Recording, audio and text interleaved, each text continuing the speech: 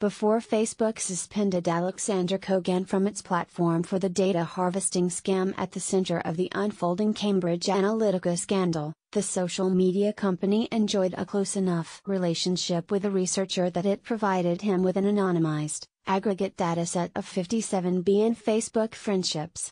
Facebook provided the dataset of every friendship formed in 2011 in every country in the world at the national aggregate level to Kogan's University of Cambridge Laboratory for a study on international friendships published in Personality and Individual Differences in 2015.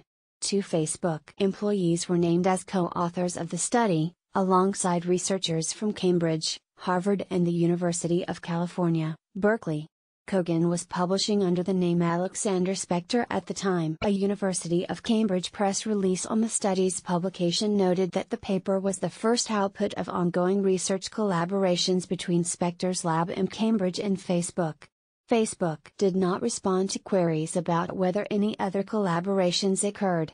The sheer volume of the 57 billion friend pairs implies a pre-existing relationship, said Jonathan Albright, research director at the TO Center for Digital Journalism at Columbia University. It's not common for Facebook to share that kind of data. It suggests a trusted partnership between Alexander Kogan/Spector and Facebook. Facebook downplayed the significance of the dataset, which it said was shared with Kogan in 2013. The data that was shared was literally numbers of how many friendships were made between pairs of countries. X number of friendships made between the US and UK, Facebook spokeswoman Christine Chin said by email. There was no personally identifiable information included in this data. Facebook's relationship with Kogan has since soured. We ended our working relationship with Kogan altogether after we learned that he violated Facebook's terms of service for his unrelated work as a Facebook app developer, Chen said. Facebook has said that it learned of Kogan's misuse of the data in December 2015, when The Guardian first reported that the data had been obtained by Cambridge Analytica. We started to take steps to end the relationship right after The Guardian report, and after investigation we ended the relationship soon after, in 2016, Chen said. On Friday 16th of March, in anticipation of the Observer's reporting that Kogan had improperly harvested and shared the data of more than 50 million Americans, Facebook suspended Kogan from the platform, issued a statement saying that he lied to the company, and characterized his activities as a scam and a fraud.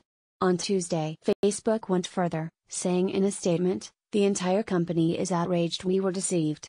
And on Wednesday, in his first public statement on the scandal, its chief executive, Mark Zuckerberg, called Kogan's actions a breach of trust. But Facebook has not explained how it came to have such a close relationship with Kogan that it was co-authoring research papers with him, nor why it took until this week, more than 2 years after The Guardian initially reported on Kogan's data harvesting activities, for it to inform the users whose personal information was improperly shared. And Kogan has offered a defense of his actions in an interview with the BBC and an email to his Cambridge colleagues obtained by The Guardian. "My view is that I'm being basically used as a scapegoat by both Facebook and Cambridge Analytica," Kogan said on Radio 4 on Wednesday. The data collection that resulted in Kogan's suspension by Facebook was undertaken by Global Science Research, GSR, a company he founded in May 2014 with another Cambridge researcher, Joseph Chancellor. Chancellor is currently employed by Facebook. Between June and August of that year, GSR paid approximately 270,000 individuals to use a Facebook questionnaire app that harvested data from their own Facebook profiles, as well as from their friends, resulting in a dataset of more than 50 million users. The data was subsequently given to Cambridge Analytica, in what Facebook has said was a violation of Kogan's agreement to use the data solely for academic purposes. In his email to colleagues at Cambridge, Kogan said that he had created the Facebook app in 2013 for academic purposes, and used it for a number of studies. After he founded GSR, Kogan wrote, he transferred the app to the company and changed its name, logo, description and terms and conditions. CNN first reported on the Cambridge email. Kogan did not respond to The Guardian's request for comment on this article. We made clear the app was for commercial use. We never mentioned academic research nor the University of Cambridge, Kogan wrote. We clearly stated that the users were granting us the right to use the data in broad scope, including selling and licensing the data. These changes were all made on the Facebook app platform, and thus they had full ability to review the nature of the app and raise issues. Facebook at no point raised any concerns at all about any of these changes. Kogan is not alone in criticizing Facebook's apparent efforts to place the blame on him. In my view, it's Facebook that did most of the sharing, said Albright, who questioned why Facebook created a system for third parties to access so much personal information in the first place. That system was designed to share their users' data in meaningful ways in exchange for stock value, he added. Whistleblower Christopher Wiley told The Observer that Facebook was aware of the volume of data being pulled by Kogan's app. Their security protocols were triggered because Kogan's apps were pulling this enormous amount of data, but apparently Kogan told them it was for academic use, Wiley said. So they were like, fine. Cambridge Analytica whistleblower, we spent $1 million harvesting millions of Facebook profiles. Video in the Cambridge email. Kogan characterized this claim as a fabrication, writing, "There was no exchange with Facebook about it, and we never claimed during the project that it was for academic research. In fact, we did our absolute best not to have the project have any entanglements with the university." The collaboration between Kogan and Facebook researchers, which resulted in the report published in 2015, also used data harvested by a Facebook app.